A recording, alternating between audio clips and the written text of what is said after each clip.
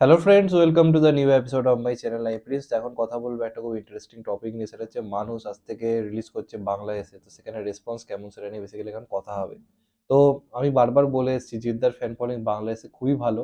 এবার দেখার যে সিনেমাটা বাংলাদেশে কতটা ভালো রেসপন্স আনতে পারে। তো আজকে যদি কথা বলি মানুষের এখানকার বক্স অফিস নিয়ে, তাহলে বলেইছি যে আশানুরূপ বক্স অফিস হয়নি, এবং সত্যি কথা বলতে গেলে একদমই ভালো বক্স অফিসও হয়নি। যেমনটা আমরা আশা করেছিলাম জিদ্দার মতো সুপারস্টার থাকলে যেরকম বক্স অফিস আসা উচিত ছিল, একটা নর্মাল টাইম হলো, সেরকম বক্স অফিস সত্যি কথা বলতে আসেনি। এবং এখানে কমার্শিয়াল সিনেমার মার্কেট আমি বারবার বলে এসেছি যে আগের মতো আর নেই, এখানে লড়াই করে টেকাটা খুবই ডিফিকাল্ট। তার মধ্যেও যে জিদ্দা একটা রাবণ বা চেঙ্গিস যে সুপারহিট দিয়েছে, সেটাই একটা বড় প্রাপ্তি সত্যি কথা বলতে গেলে, যে কারণে আজকে অঙ্কুশ ও মির্জা করার সাহসটা পাচ্ছে, নাহলে সেও হয়তো করতে পারতো না, পরে দেব একটা খাদান করার কথা ভাবছে। তার কারণ কিন্তু কমার্শিয়াল দিকটা কোথাও গিয়ে বাঁচিয়ে রেখেছে এখনো পর্যন্ত জিততে, নাহলে ওই জিনিসগুলো হতোও না। এটা হচ্ছে মানে মোদ্দা কথা। তো এবার বাংলাদেশে কিন্তু কমার্শিয়াল সিনেমার মার্কেটটা কিন্তু আগের মতোই আছে। আমাদের এখানে যেমন বিরাট একটা পরিবর্তন হয়েছে, বাংলাদেশে কিন্তু সেরকম কোনো পরিবর্তন হয়নি। সেখানকার অডিয়েন্স এখন হলে গিয়ে মারদাঙ্গা টাইপের সিনেমা দেখতে পছন্দ করে, এবং যখন থেকে মানুষের ট্রেলার টিজার এসেছিল বাংলাদেশ থেকে কিন্তু একটা সাপোর্ট পেয়েছিল। তো এবার ব্যাপারটা হচ্ছে বাংলাদেশে আজ থেকে রিলিজ করছে, এবং বলে রাখি এই সিনেমাটা রীতিমতো ওখানেও স্যান্ডউইচ হতে চলেছে কিন্তু অ্যানিম্যাল এবং ডাঙ্কির মাঝে। কারণ এই দুটো সিনেমা অ্যানিমাল অলরেডি ওখানে চলছে, এবং ডাঙ্কিও ওখানে রীতিমতো ভালো শো পাবে এমনটা অনন্য মামুন অলরেডি জানিয়ে দিয়েছে। তার মাঝে কিন্তু মানুষ রিলিজ করেছে, এবং 15 থেকে 21 তারিখ এই টাইমটার মধ্যে মানুষকে যা করা বেসিক্যালি করতে হবে। কিন্তু পজিটিভ দিক অনেক রয়েছে। প্রথম কথা হচ্ছে মানুষ হিউজ পরিমাণ শো পেয়েছে, রেকর্ড ব্রেকিং শো পেয়েছে। কারণ 200+ শো অলরেডি কাউন্ট চলছে, অলরেডি 200+ শো হয়ে গেছে। সঞ্জয় সমদ্দার নিজে অফিসিয়ালি একটা হল লিস্ট জানিয়েছে। কিন্তু সেগুলো বাদেও আরো বহু বহু জায়গাতে মানুষ রিলিজ করেছে, যেখানকার লোকজন যারা রয়েছে, যারা আমার সাবস্ক্রাইবার, তারা আমাকে জানাচ্ছে যে অফিসিয়াল লিস্ট যেগুলো দেওয়া হয়েছে সেগুলো বাদেও আরো 100 মানে 80-90টা আরো হল রয়েছে, যেখানে যেখানে কিন্তু সিনেমাটা এসছে। সেটা চট্টগ্রাম হোক, সেটা সিলেট হোক, বিভিন্ন জায়গার অনেক অনেক সিঙ্গেল স্ক্রিন রয়েছে যেগুলো কিন্তু কাউন্টের মধ্যে রয়েছে, এবং সেখানে সেগুলো যথেষ্ট নামী সিঙ্গেল স্ক্রিন, এবং সেখানেও টিকিটের দাম প্রায় 200-250 টাকা করে। এবং সেখানে রীতিমতো সিনেমাটা নিয়ে রীতিমতো একটা উত্তেজনা লোকের মধ্যে ধরা পড়ছে। মানে আমাদের এখানে যেমন মানুষ এসেছিল কবে চলে গেল বোঝা গেল না, ওখানে কিন্তু সেই জিনিসটা না, ওখানে রীতিমতো চারপাশে বিভিন্ন জায়গাতে মানুষের প্ল্যাকার্ড, পোস্টার, রীতিমতো সেলিব্রেশন সবকিছু কিন্তু হতে চলেছে, এমনটা কিন্তু খবর রয়েছে। এবং সেটা আমাদের জন্য একটা বিরাট খুশির খবর, কারণ আমি চাই মানুষ সিনেমাটা নিজের টাকাটা তুলে নিতে পারো।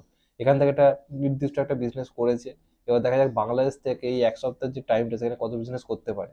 এবং একটা আপনাদেরকে খুশির খবর দিই, এটা আমি বলছি না, ওখানকার যারা লোকজন তারাই বলছে, আমার যারা সাবস্ক্রাইবার রয়েছে তার কাছ থেকে খবর পেলাম, যে এই সিনেমাটা কিন্তু জওয়ান পাঠান অ্যানিমেলের থেকে কোথাও গিয়ে একটা টেক্কার জায়গা রেখেছে। তার কারণ হচ্ছে জওয়ান পাঠান অ্যানিমেল এগুলো ভালো শো পেয়েছিল, কিন্তু বেশিরভাগটা মাল্টিপ্লেক্সে টিকিটের দাম প্রায় 800-1000 এরকম টাকা ছিল। কিন্তু এই সিনেমাটা কিন্তু সিঙ্গেল স্ক্রিনে রেকর্ড ব্রেকিং শো পেয়েছে, যেটা রিসেন্ট টাইমে প্রিয়তমা বাদে কোনো বাংলা সিনেমা বাংলাদেশে কিন্তু পায়নি। তো সেই হিসেবে বলতে গেলে এটা একটা বড় রেকর্ড কোথাও গিয়ে করেছে। সিঙ্গেল স্ক্রিন যেটার জন্য জিদ্দা বিখ্যাত, বেসিক্যালি ওখানেও সিঙ্গেল স্ক্রিনে জিদ্দার জনপ্রিয়তা আমাদের এখানের মতোই। তো যে কারণে সিঙ্গেল স্ক্রিনে সিনেমাটাকে বেশি শো দেওয়া হয়েছে, এবং সেখানে হিউজ পরিমাণে একটা শো পেয়েছে। এবং কোথাও গিয়ে এদিক দিয়ে জওয়ান পাঠান অ্যানিমালকে শোয়ের দিক থেকে কিন্তু কোথাও গিয়ে টেক্কা দিয়েছে, এবং অনেক বেশি শো পেয়েছে। আফটার প্রিয়তমা এটা বাংলাদেশের সব থেকে বড় রিলিজ হয়েছে, শুধুমাত্র জিদ্দার সিনেমা বলে কোনো বাংলা সিনেমা ওখানে এত এত বেশি বেশি শো পেয়েছে, এটা কিন্তু মানতে হবে। এবার উচিত ছিল জিদ্দার ওখানে গিয়ে প্রমোশন গুলো করা, কারণ জিদ্দা এই জিনিসগুলো খুবই বাজে করে। আমি এটা মানে জিদ্দার খুবই অনুরাগী হয়েই বলছি, যারা ফ্যান্স তারাও এটা অনেকে পোস্ট করছে ফেসবুকে, যে জিদ্দার নিজে একবার কিন্তু বাংলাদেশে যাওয়া উচিত ছিল। আজকে যখন আমাদের এখানে সুড়ঙ্গ রিলিজ হয়, নিশ্চয় কিন্তু আসে, যে কারণে একটা অডিও ইন্টারাকশন কিন্তু মানে অডিয়েন্সের সঙ্গে একটা ইন্টারাকশন কিন্তু কোথাও গিয়ে তৈরি হয়। কিন্তু জিদ্দা এই জিনিসটা আমার মনে হয় করা উচিত হয়নি।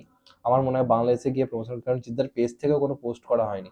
এখানে সঞ্জয় সমদ্দার বিদ্যা সিনেমা আমি প্রতি মুহূর্তে পোস্ট করছি যে আমাদের এখানে এই জায়গাতে আসছে, এই শো আসছে, এখানে জিদ্দার তরফ থেকে কোনো পোস্ট নেই। সিনেমার মেন প্রোডাকশন হাউস, সিনেমার মেন অভিনেতা যদি কোনো পোস্ট না করে, সেটা কিন্তু দর্শকের মধ্যে একটা ইন্টারাকশন হয়, দর্শকের একটা রাগ হয়, যে এনার সিনেমা আমাদের এখানে এত বড় বড় শো পাচ্ছে, সে কোনোভাবে কোনো খবর দিচ্ছেন, এটা কিন্তু একটা খারাপ ইম্প্যাক্ট পড়ে। তো সেটা আমার মনে হয় জিদ্দার একদম উচিত হয়নি। জিদ্দার অবশ্যই আজকে একটা পোস্ট অন্ততপক্ষে করা উচিত, কিন্তু তা বাদেও ওখানকার জনগণ যেভাবে ভালোবাসা দিচ্ছে, ওখানকার ডিস্ট্রিবিউটাররা যেভাবে সিনেমাটাকে শো দিয়েছে, কারণ দেখুন এখান থেকে ওখানে খবর চলে গেছে এই সিনেমাটার রেসপন্স কিন্তু এখানে ভালো নেই, খবরটা ওখানে গেছে। তা সত্ত্বেও ওখানে যে রেসপন্স পাচ্ছে সেটা জিদ্দার সিনেমা বলে কিন্তু কোথাও গিয়ে পসিবল হয়েছে, এবং আমি আশা করবো ওখানকার অডিয়েন্স দেখবে। একটা আশা এখনো রয়েছে, কারণ এই বাংলাদেশ যদি রিলিজটা না হতো সত্যি মুড অফ থাকতো। বাংলাদেশ রিলিজটা হয়েছে, এটা একটা খুব পজিটিভ দিক। কারণ এর আগে ইতিহাস সাক্ষী যে বাংলাদেশে জিদ্দার সিনেমা ভালো চলেছে, যদি সেই রেসপন্সটা আনতে পারে তাহলে কিন্তু একটা ভালো টাকা কিন্তু সিনেমা থেকে উঠে যাবে। তবে জিদ্দার আমি আবার বলছি প্রমোশনটা করা খুব দরকার ছিল, ওখানে গিয়ে ইন্টারাকশন করা খুব দরকার ছিল, যেটা কোথাও গিয়ে হচ্ছে না।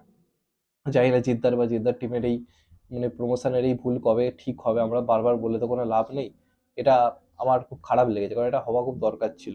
তো তা সত্ত্বেও আশা করবো ওখান থেকে একটা ভালো রেসপন্স আসবে, কারণ শো এর ক্ষেত্রে বিরাট বড় একটা মানে অ্যাচিভমেন্ট করেছে এই সিনেমাটা। এবার আশা করবো বক্স অফিসেও সেই জিনিসটা উপচে পড়বে, কারণ সবাই যেটা বলে ওখানে শাকিব খানের পরে জিদ্দাকে লোকে সবচেয়ে বেশি ভালোবাসে, তো সেটা এবার দেখতে চাই কতটা বেশি। এবং অনেক সাকিবিয়ানসও রয়েছে, তারাও কিন্তু মেসেজ করেছে আমাকে পার্সোনালি যে তারা এই সিনেমাটা দেখতে যাবে। তো এবার দেখা যাক কি হয়। এবং অনেকের বক্তব্য সিনেমাটা অলরেডি পাইরেসি হয়ে গেছে, কেন বাংলাদেশের জনগণ দেখবে। তাহলে আপনাদেরকে বলে রাখি, এই সিনেমাটা পাইরেসি হচ্ছে হিন্দি ভাষায়, বাংলা ভাষাটা কিন্তু কোথাও হয়নি, যে কারণে ওখানকার অডিয়েন্স বাংলা সিনেমায় হিন্দি ভাষায় দেখবে, ওই মেন্টালিটি ওখানকার অডিয়েন্সের মধ্যে নেই। তো যে কারণে তাদের মধ্যে একটা মানে ইন্টারেস্ট এখনো রয়েছে এই সিনেমাটা দেখতে যাওয়া।